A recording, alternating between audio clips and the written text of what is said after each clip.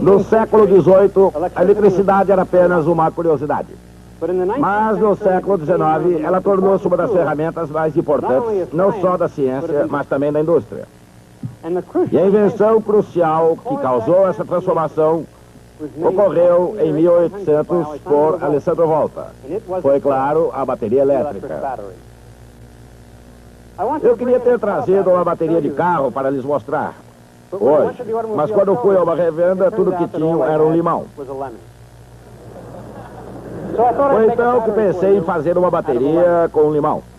Mas, se fôssemos usar esse limão como bateria, precisaríamos de eletrodos para extrair eletricidade. Portanto, vou colocar um prego de zinco e um prego de cobre como esses. Aí está. Para provar que isso é realmente uma bateria, vou ligá-lo a esse galvanômetro, ou voltímetro digital aqui. Observe agora. Quando fizer a ligação, verão que ele indica pouco menos de 1 volt. O volt, aliás, tem esse nome em homenagem a Alessandro Giuseppe Antônio Anastácio Volta. Como o nome inteiro era muito grande, usaram apenas o último. Mesmo assim, acharam que ainda era muito grande e abreviaram para volt. O galvanômetro tem esse nome em homenagem a Giuseppe Galvani. Alessandro Volta e Giuseppe Galvani são os personagens principais da história que vamos contar hoje. Seria ótimo se pudéssemos fazer mais alguma coisa com nossa bateria de limão antes de simplesmente ligá-la a um voltímetro. Seria ótimo se pudéssemos fazer com que fizesse funcionar esse motor. Podemos tentar, ligando o motor elétrico à minha bateria, assim. Mas se fizer isso e em seguida o interruptor for ligado, nada, absolutamente nada acontece. A razão disso é que, embora o limão seja realmente uma bateria, ele não é uma bateria muito boa. Ele não foi projetado para ser uma bateria. Isso significa que, embora o limão produza uma corrente, essa corrente não é grande o suficiente para impulsionar o motor. Ela é muito, muito baixa. Mas existe uma solução. Tudo o que precisamos fazer é coletar e armazenar corrente, e isso pode ser feito numa garrafa de Leyden, ou nessa moderna versão da garrafa de Leyden chamada capacitor. Vamos desligar o motor da bateria, por enquanto, e em vez disso ligar a garrafa de Leyden ou o capacitor à bateria. Com o tempo, esses ficarão carregados. E finalmente o voltímetro apresentará a mesma leitura que tinha antes. Quando isso acontecer, poderemos acionar o motor a partir do limão. Isso vai demorar um pouco demais para ficarmos esperando. Por isso vamos continuar com a nossa história de hoje sobre como realmente funciona uma bateria elétrica.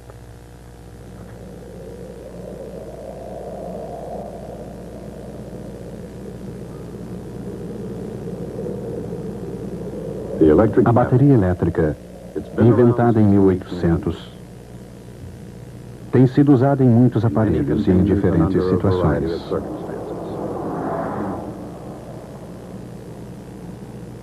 Mas como ela realmente funciona?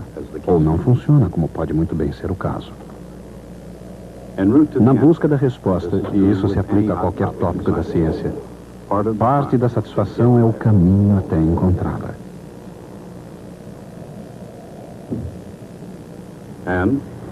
Para compreender como uma bateria realmente funciona, uma forma de começar é produzir um metal a partir da estaca zero.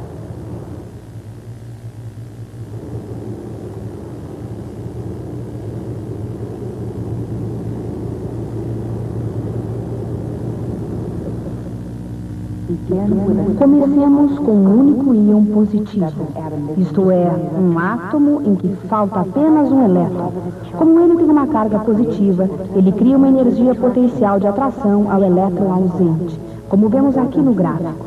Colocamos então mais um íon lado a lado, um depois do outro. Adicione o mesmo número de elétrons para produzir um sistema eletricamente neutro. Disporemos de uma rede ordenada que pode ser a base de um pedaço de metal. Uma carga de teste imaginária não detectaria qualquer variação de energia potencial e, portanto, nenhuma força dentro ou fora do metal. Mas um elétron verdadeiro, dentro do metal, sofre a ação de todos os íons e de todos os elétrons, exceto dele mesmo, contribuindo ele mesmo com uma energia potencial.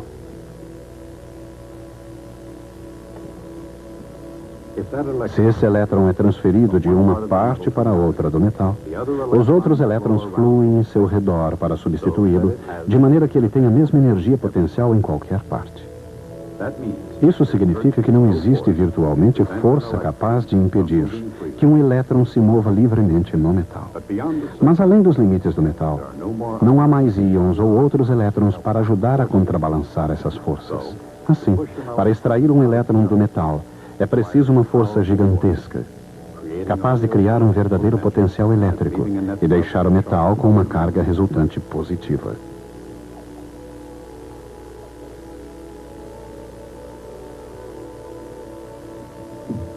Assim, a energia potencial global de um verdadeiro elétron é substancialmente reduzida na superfície do metal, atingindo um valor mais baixo que aquele que se mantém constante em todo o seu interior.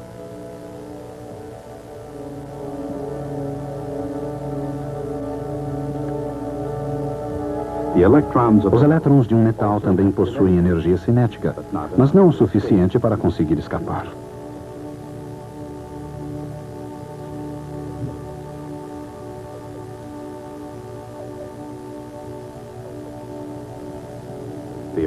A quantidade de energia extra necessária a um elétron para escapar de um metal é conhecida como a função trabalho.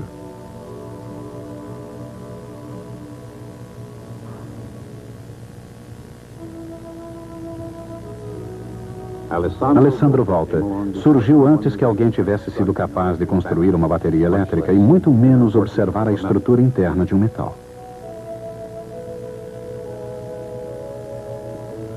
Mas Volta, na verdade, tinha algum conhecimento sobre metais, suas propriedades e características. Nesse aspecto, Alessandro Volta estava muito à frente da sua época.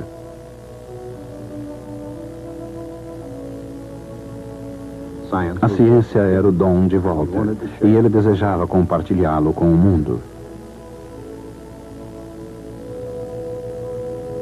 Em 1775, ele escreveu a um amigo na Inglaterra, descrevendo uma recente invenção a que deu o nome de eletróforo perpétuo, ou reservatório perpétuo de eletricidade. Mais tarde, ele se tornaria conhecido como eletróforo. Uma vez carregado, o eletróforo retém um número limitado de cargas induzidas. Era realmente um reservatório perpétuo de eletricidade, porque as cargas se mantinham não importando quantas vezes o aparelho fosse tocado.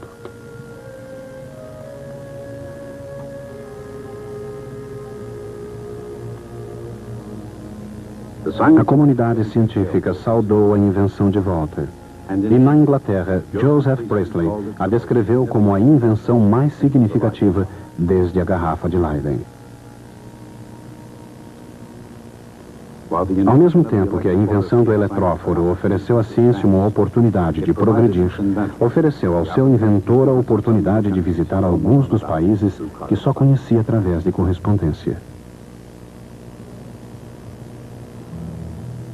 Na Holanda, por exemplo, Volta estudou a famosa máquina elétrica de Martinus von Maron.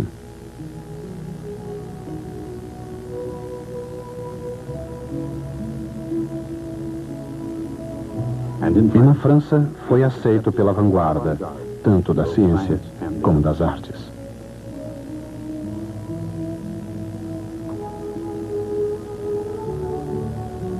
Paris era a cidade de Pierre-Simon Laplace, astrônomo e físico matemático, e do grande químico Antoine Lavoisier.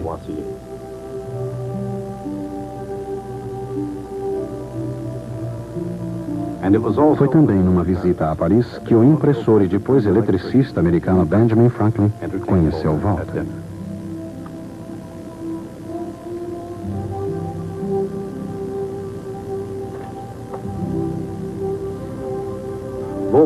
Volta chegou a Paris em 1781 e durante sua estada realizou grandes feitos científicos. De fato, nas palavras de um admirador parisiense, Volta foi saudado como Newton da eletricidade. Assim, foi natural que visitasse universidades inglesas antes de voltar à Itália.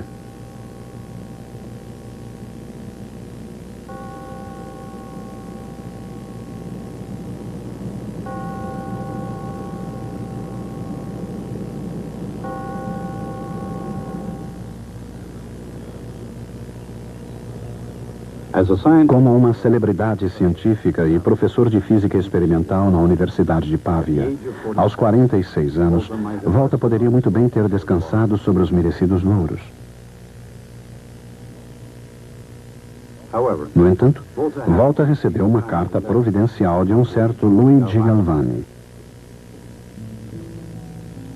Galvani vivia em Bolonha e, como Volta, era um italiano dado a ideias ousadas e descobertas chocantes. Talvez a mais ousada e chocante de todas elas tenha sido uma ideia a que Galvani deu o nome de eletricidade animal.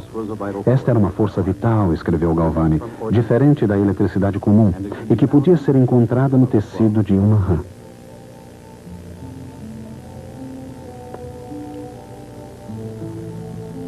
Naquela época, como ainda hoje, um impulso elétrico provoca a contração da perna de uma rã. Em outras palavras, quando o nervo da coxa de uma rã recém-dissecada recebe um pequeno impulso elétrico, ocorre uma contração muscular.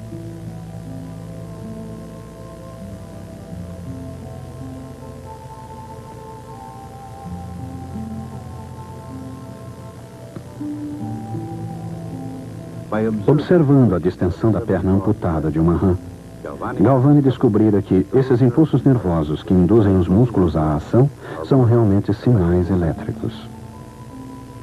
E esses sinais, disse ele, percorrem todo o corpo.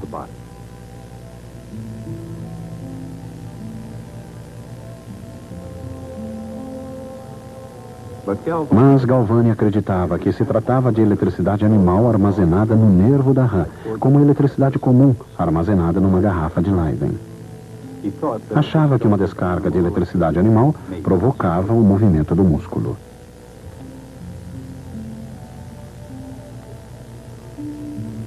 Mas Volta avaliou a descoberta de Galvani de maneira muito diferente. Em vez de detectar a chamada eletricidade animal em todas as partes do corpo, Volta só detectou o impulso na perna da rã. Ele chegou à conclusão de que a eletricidade animal era a eletricidade comum, simplesmente um choque produzido quando dois metais no circuito de Galvani por acaso entravam em contato.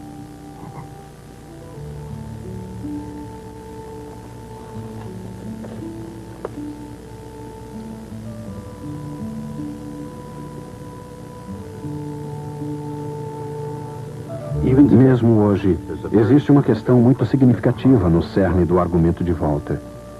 Por que um impulso elétrico é criado quando um metal entra em contato com o outro?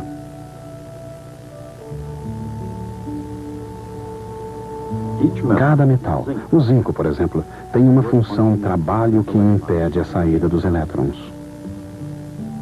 Mas um metal diferente, o cobre, tem uma função trabalho diferente.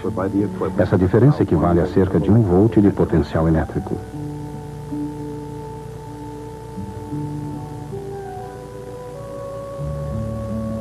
Quando dois metais entram em contato, a barreira na interface desaparece.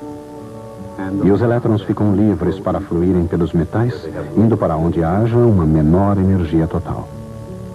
À medida em que os elétrons fluem, o metal do qual saem torna-se positivamente carregado, enquanto que no que entram torna-se negativamente carregado, criando uma diferença potencial eletrostática que finalmente contrabalança a diferença de energia. Então, o fluxo é interrompido. Se os dois metais forem separados agora, cada um tem uma carga elétrica resultante e uma diferença de potencial eletrostático existe entre eles.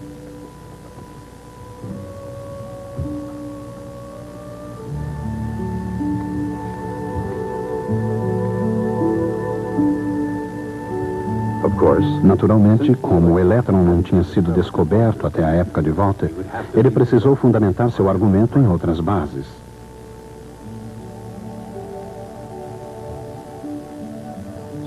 Assim, ele inventou a pilha voltaica, que se assemelhava a uma enguia elétrica. Sua intenção talvez tenha sido a de chocar Galvani. De qualquer maneira, uma das razões pelas quais a enguia produz eletricidade é porque uma certa quantidade de umidade flui entre os discos de sua nadadeira, funcionando como um eletrólito, que é um fluido que contém íons positivos e negativos em solução.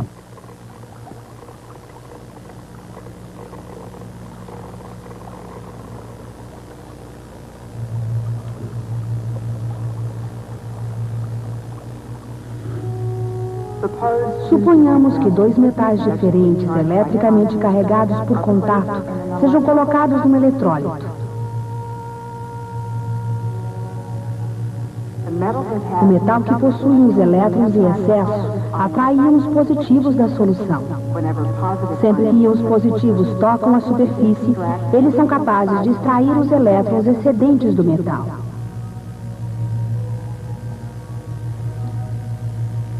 Enquanto isso, o outro metal, no qual faltam elétrons, atrai íons negativos. Quando íons negativos alcançam a superfície, os elétrons faltantes podem ser angariados. Assim, o eletrólito tende a conduzir os metais de volta a uma condição de neutralidade elétrica.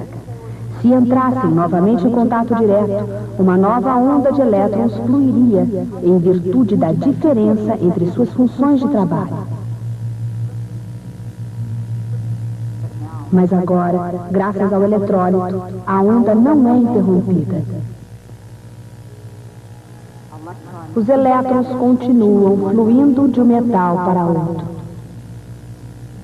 sendo continuamente substituídos pelos íons da solução, até que toda a energia química da solução tenha se esgotado.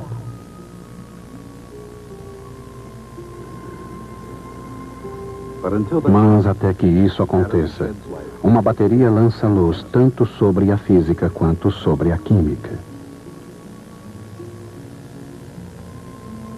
Reações químicas na interface entre o eletrólito e o metal produzem elétrons extras prontos para fluir.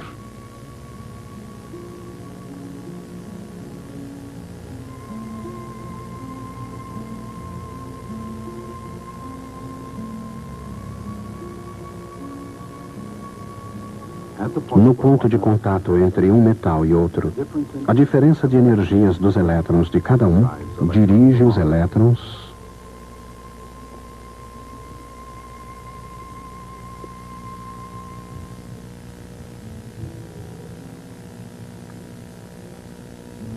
através do circuito elétrico e de novo à solução,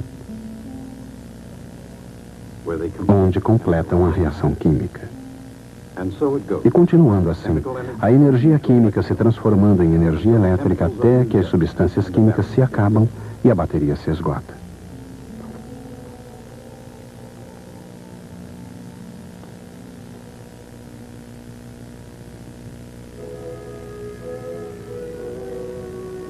Essa é a teoria que baseia a invenção de Volta. E até certo ponto a razão pela qual a bateria elétrica e a enguia elétrica funcionam da mesma maneira. Assim, para imitar a natureza e mostrar que Galvani estava equivocada em relação à eletricidade animal, Volta construiu camadas de barbatanas, separadas por uma espécie de eletrólito, neste caso alternando placas de prata e zinco separadas por papelão umedecido.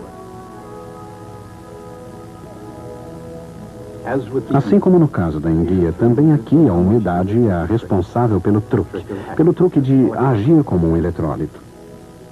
E como no caso do eletróforo, essa invenção foi saudada como um tremendo sucesso.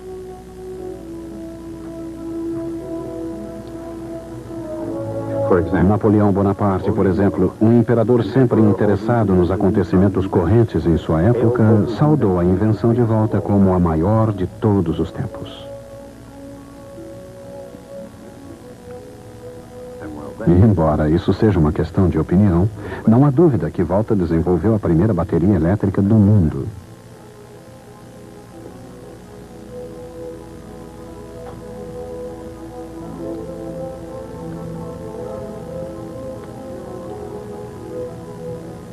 No passado, como no presente, dois pedaços de metais diferentes, uma solução eletrolítica, são os componentes de uma bateria elétrica. Para produzir uma bateria elétrica eficiente e prática, no entanto, é necessário algo mais. De fato, as coisas evoluíram muito desde os dias em que Volta fez pilhas de metais diferentes, separadas por pedaços de pano úmido, argila, madeira e pele.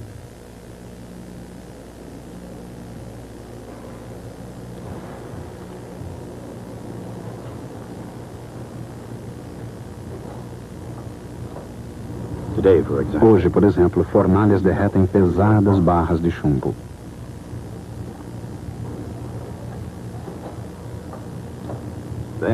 O chumbo é então moldado em placas que servirão como eletrodos.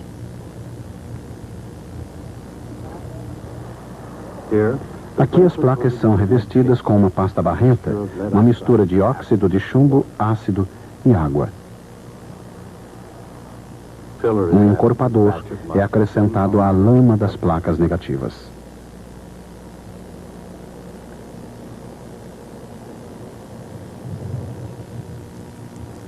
Em seguida, as placas são montadas, alternando as placas positivas e negativas com uma camada de fibra de vidro entre elas.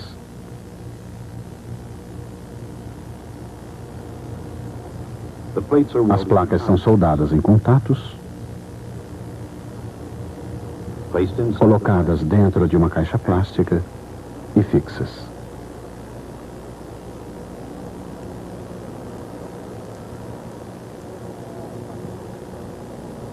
As caixas são preenchidas com uma solução de ácido sulfúrico.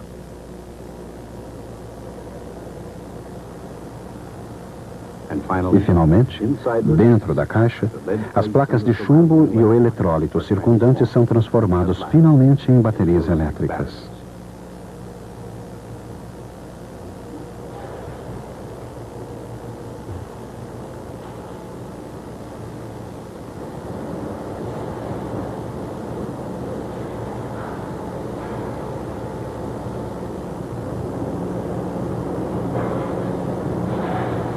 Mas se ambos os eletrodos são feitos do mesmo material, isto é, se ambos os eletrodos forem de chumbo e não, digamos, de zinco e cobre, como funcionam essas baterias?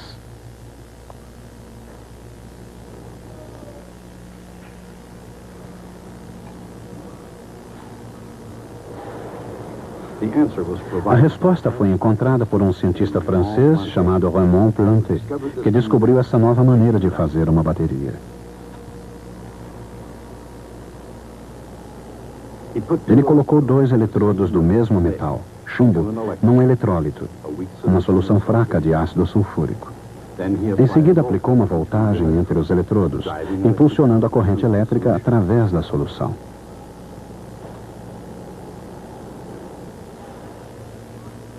Isso teve o efeito de oxidar um eletrodo, alterando sua função e trabalho.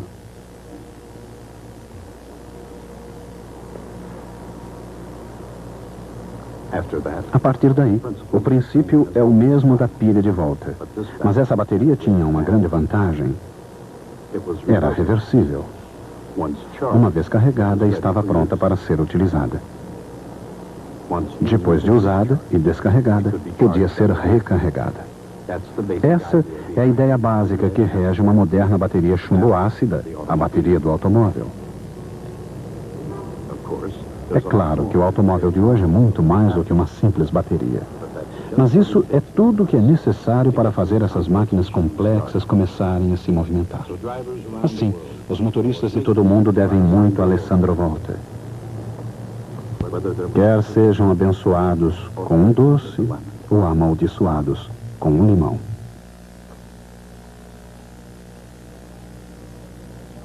O pai de Alessandro Volta era irmão de 3 sacerdotes. Isso não era muito promissor para o futuro da família. Assim, depois de 11 anos de sacerdócio, ele abandonou a batina para propagar o nome da família. E certamente fez isso muito bem, pois ainda hoje usamos esse nome. Teve 6 filhos, 3 padres, 2 freiras e Alessandro. Esse era um método italiano muito eficiente de controle da natalidade. Alessandro, no entanto, não ficou livre do apelo sacerdotal. Um colega seu, de nome Lichtenberg, disse que Alessandro entendia da eletricidade feminina. E por falar em eletricidade, acho que chegou a hora de ligar o nosso motor elétrico, pois acumulamos carga suficiente do limão bateria. Tudo o que precisamos fazer é ligar o motor a capacitores, assim, quando eu ligar o interruptor, ele deve funcionar. Estão prontos? Lá vamos. Aí está. Energia de limão.